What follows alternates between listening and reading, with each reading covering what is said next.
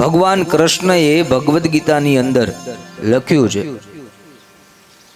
કે કર્મ પ્રધાન વિશ્વ કરી રાખા, જે કર્મ કરીએ છીએ ભક્તિ ભાવ પૂર્ણ શ્રદ્ધા પૂર્વક કરવું જોઈએ.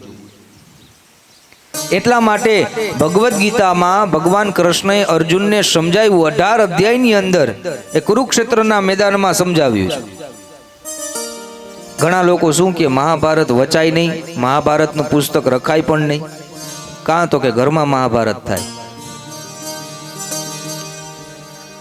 પણ એના જેવું પુસ્તક આ દુનિયામાં કોઈ પવિત્ર નથી.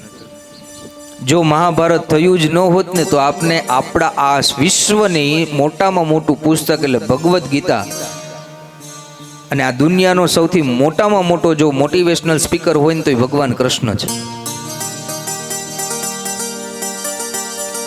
એને 18 અધ્યાયની અંદર અર્જુનને મોટિવેટ કર્યા કે આ બધા જે કાંઈ પણ છે ભલે તારા સગાવાલા છે,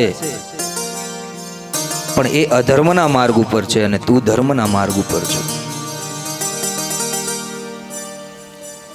તમે જીવનમાં કોઈ પણ જગ્યાએ અટકાવ એટલે ભગવદ્ ગીતા વાંચી લેજો, તમને એમાંથી રસ્તો મળશે.